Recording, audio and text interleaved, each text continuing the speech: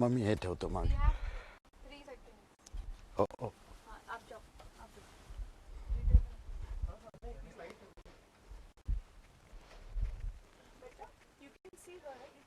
या या.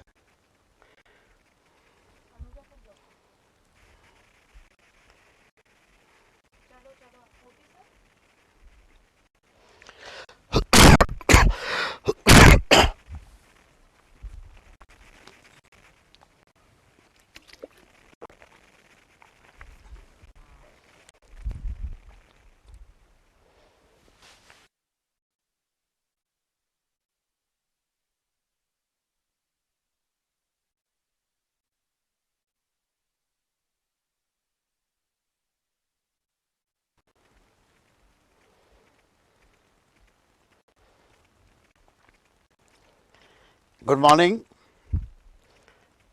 I begin with many thanks to I4C for giving me this privilege of addressing a large number of smart young people waiting to participate in the Smart India Hackathon. We are indeed fortunate that the Government of India has perceived this great dream to incorporate a large number of young people's aspirations into the mainstream of problem solving here. We are lucky that two educationists are leading this. Our Honorable Minister for MHRD, Shri Javadekar Sahab, and a great passionate teacher, Dr. Anil Sahasrabudhe, who is at the helm of AICTE today. I am very happy, in fact, to share with you some of my ideas on what does the hackathon culture do, what will it do for us in India. To begin with, let me comment on some of the inadequacies of our technical education system in which we are all studying. I also studied in the same system 50 years ago. The system has not changed much in terms of its structuring. The system is divided into various silos. So that is why, for example, we have various engineering disciplines as electrical engineering, computer science, mechanical engineering as separate streams. This is okay because we do need to address growing body of knowledge in each of these fields, and therefore some kind of division is absolutely essential. However, what happens when we study in such structured courses is that we often get a fractured view of the universe, a fractured view of the larger problems.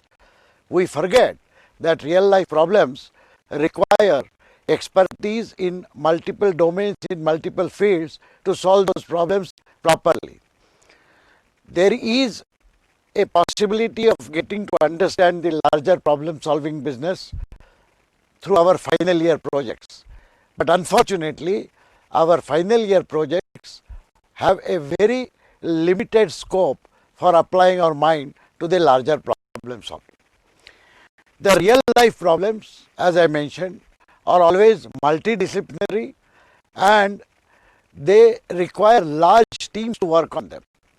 This teamwork and ability to apply multidisciplinary knowledge to a particular problem to solve it completely is something which is sadly not covered directly by our educational system. That is one of the reasons why we look at alternate mechanisms which will help us to absorb this ability to solve larger problems. There is one more important issue which is not tackled in the current educational system, and that is understanding of business processes and management. Management, in fact, has become a separate silo. So, we as engineering students are not taught the basic concepts of management and finance, which are absolutely essential for real life problem solving. Please note that as technologists, we may be able to define the feasibility of a solution for a problem, but its viability in real world can only be defined if we understand finance and management, if we understand how companies are formed, if we understand how companies do business. Of course, there is a third dimension to it, and that is the human dimension. The management understanding will permit us to know the viability, as I said. The technical knowledge will permit us to establish the feasibility of a solution, but the desirability of a solution will come from our understanding of the human interactions, human aspirations, and the societal sensitivities. All three should combine, in fact, for us to build really beautiful solutions which will help the humanity. But I digress. Let us come back to the concept that the notion of startups and finances or financial knowledge is not inculcated in us. It also does not permit us, our current academic system does not permit us to learn to take risks, because building a company, starting a startup requires you to take a risk. You are not doing a standard job which is secure and at the end of which you will get your monthly remuneration. Now, this is the chicken and egg story. If you do not inculcate in you the desire to take risks, you will never move towards the idea of doing a startup or starting a business. You will always remain engulfed into a secure thought of just taking a job. When you take a job, you don't get a chance to solve very large problems. You become part of a cog of a wheel. But when you start up a company, you actually can do fantastic things that come to your mind, that you wish to apply your mind to, and therefore this startup culture needs to be significantly enhanced in this country. So I make 2 points. Number one, the current education does not permit us to understand the entire breadth of a larger problem which requires multidisciplinary approach and large teams to solve. The second point I make is the current education system does not permit us to think of starting something of our own so that we can actually apply our creative ideas to solve large problems and also in the process create large wealth for ourselves and our society. It is in this context that I would like to suggest how a hackathon culture will help us.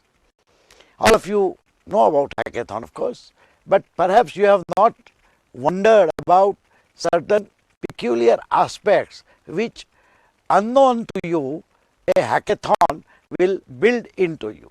Let us look at that. First of all, take just the coding.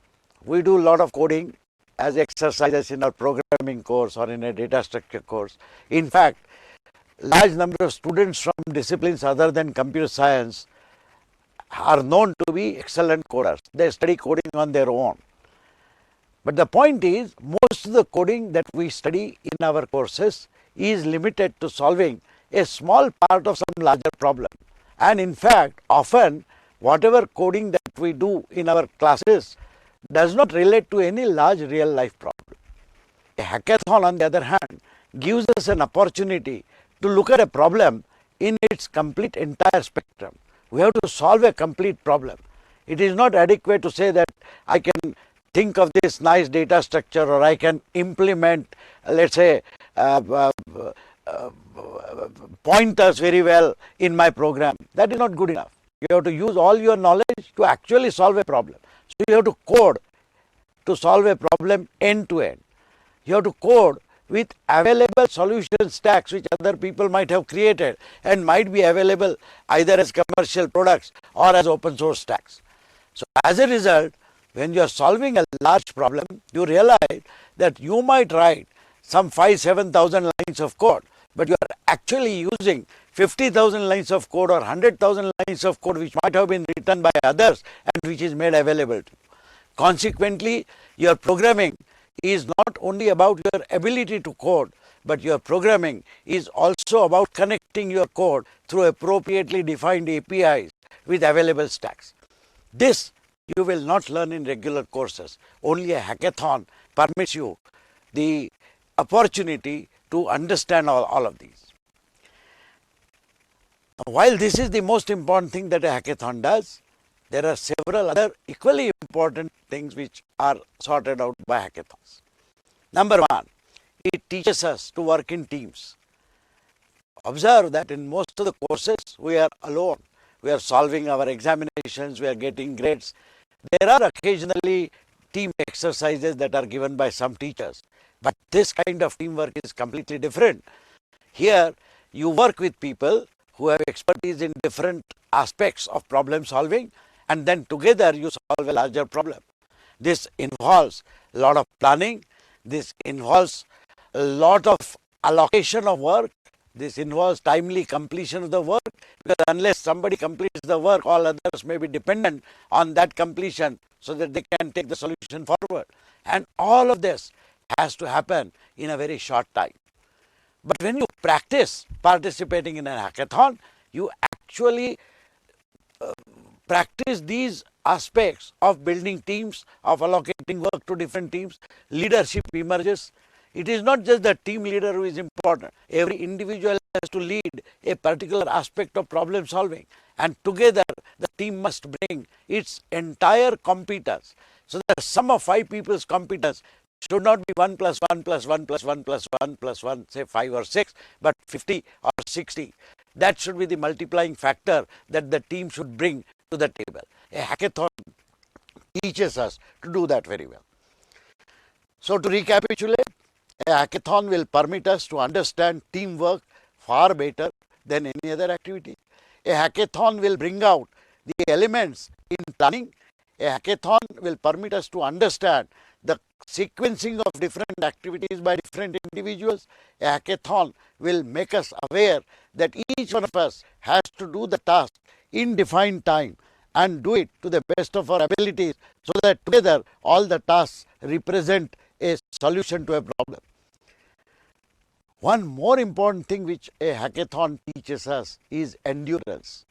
We are all used to studying for 2 hours, 3 hours continuously, maybe for 6 hours. But you know, a hackathon often stretches to 36 hours. I have had hackathons in IIT Bombay which stretch to even 48 hours. What it means is that you have to work continuously in that time period. There is no time to sleep, there is no time to relax. Of course, a human body gets tired and you need sleep. I have seen people taking turns to sleep. One fellow sleeps for 2 hours, another guy sleeps for 3 hours. There is a perpetual stream of coffee that is coming in, and you keep drinking coffee, you keep yourself abreast with all problems that you are solving. That excitement and passion that hackathon brings to the table is just amazing. Last but not the least, a hackathon opens up our vision. It broadens our vision. For the first time, perhaps we are solving a large problem end to end, something which we never do in a regular coursework. This permits us to think, my God, if I can solve this large problem, perhaps I can solve many such large problems. If I can work with a team of 6, perhaps I can build a team of 15 or 20 people and build an enterprise. I can now start sensing larger opportunities. And while I might have been aware of such opportunities as a normal student in my course, I will look at these opportunities with a fresh mind completely. So my dear friend, this is what a hackathon can do to us. And therefore, I believe firmly that the hackathon culture must become the mainstream culture in our entire educational system. Because hackathons are related, as I said, for widening our horizons and thinking about startups, and because hackathons are related for giving opportunities to anyone and everyone in the country, I thought I will end this small dialogue with 2 stories which happened in my life. These anecdotes, I find them very useful as pointers, and I think they will buttress the need for a hackathon culture in India more in your minds. The first one I will recall is an incident that happened when I was setting up the IT business incubator. In 98, 99, when we were trying to inculcate entrepreneurship spirit amongst our students, we set up an incubator. And at that time, a large number of small teams used to come forward saying, we want to set up a company. They will make their proposals. We were assessing those proposals. We had set up an incubator roadmap where we would provide office facilities, internet and such things to startup companies, and we would charge about 50,000 rupees a month as a charge. In a year, the expenses would come out to about 6 lakh rupees, which we thought if 3 or 4 people joined together, they would be able to put up that capital. So when we were interviewing people, one of the team leaders who came, he said, sir, my father wants to meet you. I was quite surprised. Why would a father like to meet me? He says, no, he wants to meet you. Next day, the father came. And he was a typical Indian parent, meaning he was concerned about the future of his child. He said, साहब वो venture fail हो गया तो if the venture fails, what will happen? I said that 1 year would not be wasted, but it would be rather invested, because your child will learn something new. They will practice so many things. And what is the problem? Even if the venture fails, he will get a good job, because after all, he has a degree from IIT Bombay. Then he came up with a real problem. He says, yes, I understand, even if the venture fails, he will get a good job. But the problem is, if he fails and he starts a job, he will start the job with a loan of 2 lakh rupees on his head. And then he said, sir, aisa hua to usse shaadi kaun karega? I said, I beg your pardon.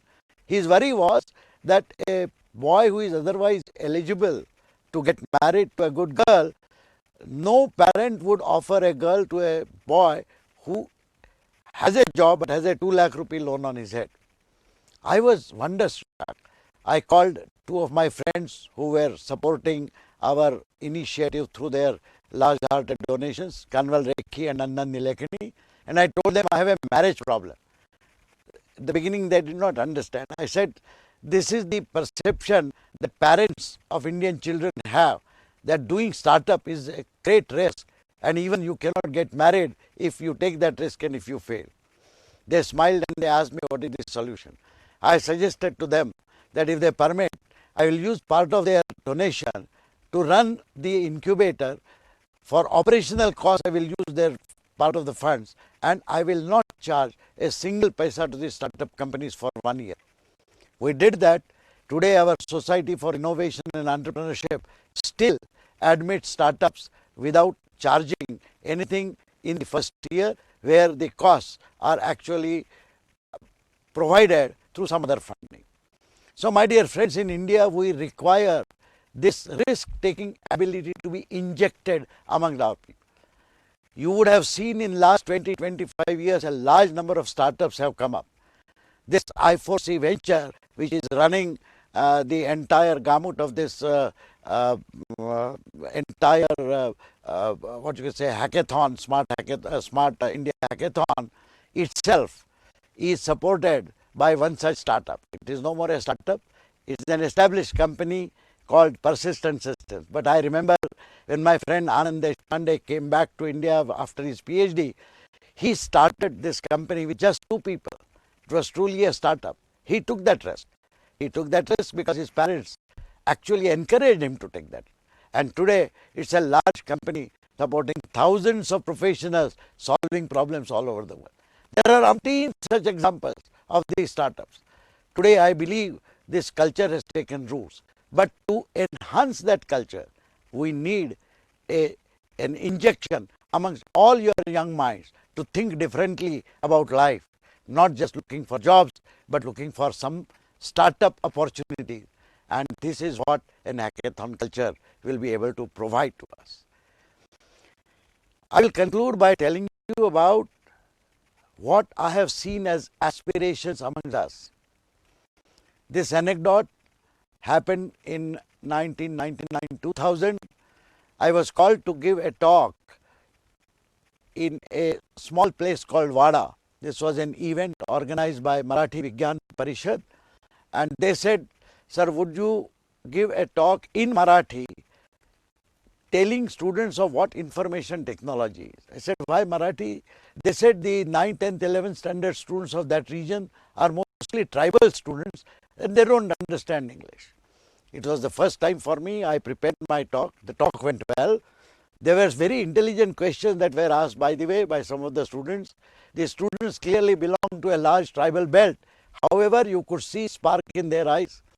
At the end of that lecture, when we came out in a courtyard, I was surrounded by young boys and girls who wanted my autograph. I was very pleased. I felt like a movie star. I sat at one place and started signing autographs.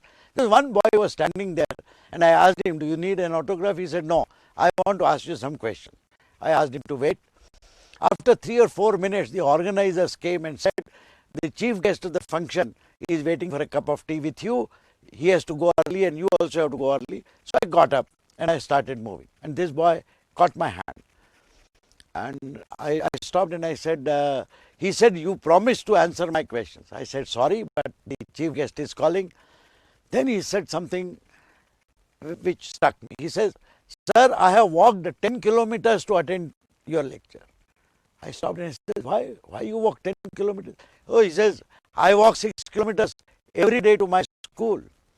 Then I then asked him, "Don't you have any tam-tam or rickshaw or bus or something?" And in simple Marathi he answered, "आहेत sir, पण परवडत नाही." Meaning, the facilities are there, but my family cannot afford anyone. And then he proudly said, "But sir, I stand first in my class." I was quite astonished. Then he further clarified that yesterday his teacher announced in the class that one professor from IIT is going to speak in Marathi on information technology, and therefore I have walked this distance to attend your talk. I told the organizers to go and give a cup of tea to our chief guest, and I said, "I'm sorry, I would like to spend some time with this boy." I did. Then this boy asked me, "I want to become an expert in information technology. What should I do?" I naturally presume that he is enamored by the reports that people who are experts in information technology get well-paying jobs. And obviously, he is trying to get a well-paid job so that he can take care of himself and his family. So I told him, he was studying in 9th standard, I told him to study maths, physics properly, appear for entrance examinations, do engineering, do computer science, and that way he will become an expert in information technology. And while concluding, just to confirm my suspicion that this is the reason why he wants to become an expert, I asked him, incidentally, "Young man, why do you want to become an expert in IT?" And his answer floored me completely. He said a few days ago he had read in a Marathi newspaper that one student called Nandan Nilekani of IIT Bombay had set up a company called Infosys. "Sir, I want to set up a company even bigger than Infosys." Can you believe this? I could not believe it. These are the aspirations of a young person. A person who does not have any economical or financial status, walks to the school, stands first, but the aspirations is do something phenomenal, something very large. My dear friend, I met this boy by accident. How many such boys and girls are there, frittered across this landscape, in small places, in large places, in cities, in towns, in villages? Should we not do something special for them? In fact, I would go to the extent of saying that while it is perfectly fine for this Smart India Hackathon to be conducted primarily for engineering college students, yet I do not see any reason why we can't permit school children, non-school children, anybody and everybody to participate, so that the hackathon culture really helps every aspiring mind in this country to do something phenomenal. That's all I wanted to say. Thank you so much.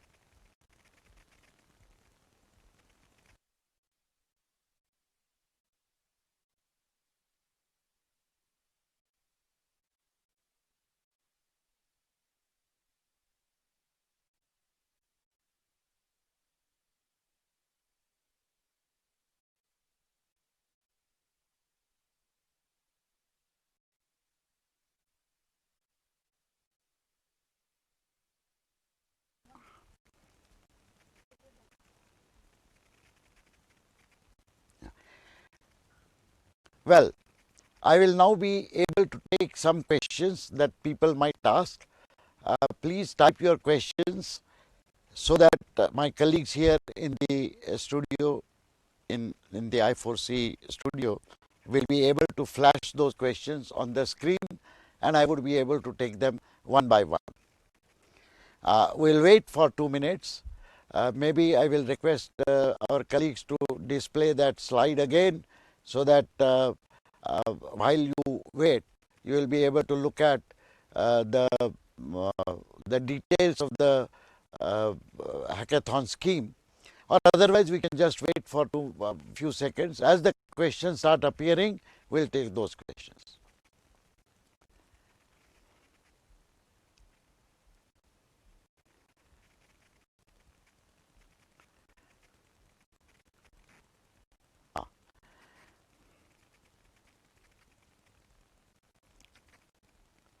Okay, here is one question that is coming my way. The question is that I am not a student in an engineering college. Can I participate? Sadly, this particular hackathon is meant only for regular students, but as I mentioned in my talk, I will request MHRD and I4C to continue this good practice and conduct hackathons in future, which could actually address the aspirations of all the people. So currently, I'm afraid to say that this hackathon is limited to regular engineering college students right now. The next question from Pranav Kharbanda. To increase the problem-based learning, how do we create awareness to all students in every part of the country so that you get some better idea? Very good question. So I'll tell you what we are doing. We thought of it only recently. At IIT Bombay, we run a program called Train 10,000 Teachers at a Time, T10KT program. Through that, we have established 350 remote centers in the country, which are all engineering colleges. And we hold training sessions for faculty where 35, 40 faculty members assemble at each of these remote centers, and we interact with them through a two-way video connectivity. Now, what we have decided is, on Monday, 16th of January, we will be running a 3-hour session, on how to participate in hackathon. This session will be open to teachers and students of all engineering colleges. Of course, we will be running this interactive session only at some of our 350 remote centers. I have just written to all the remote centers. On 9th, we will actually know exactly how many of these remote centers are participating, and then we will open the registration. No matter in which college you are studying, if you are participating in the hackathon, or if you wish to know more about it, whether you are a student or a teacher, you can register to participate in this 3-hour session from the nearest remote center that you have. This particular site, I will request the I4C coordinators to inform everyone. On 9th, this site will be available, which will permit you to register for a participation in this 3-hour program. And in those 3 hours, we would actually like to give you far more details about how to prepare yourself, how to participate properly in an hackathon, how to build your teams, how to allocate work, etc. etc.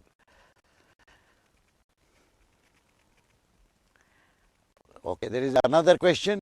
Is there any funds provision in India for startup industry? Well, I am very happy to say there are lots of funds that are now available. You see, funding startups has been a phenomena which is well established in developed world. So there are what we call venture capital funds, which actually provide funding to such startups. In India, initially there were not many such funds, but today there are a large number of such funds which are available. There are several who give what is known as angel funding, which means at the very initial stage of a startup, where even the proof of concept is not ready, but you need someone to infuse funds so that you can actually build that pilot or some such thing. So there are funds available. Government of India has been encouraging establishment of incubators all across the country, so that these incubators in turn can connect with such venture funds and can provide funding. So I would say that today the situation is far better than what it was 20 years ago, and it will become only better. So if you have an idea to do some startup, please do not worry about funds. If you have a good idea and if you can actually demonstrate a good working solution with a business idea and a business plan, you will definitely get funding.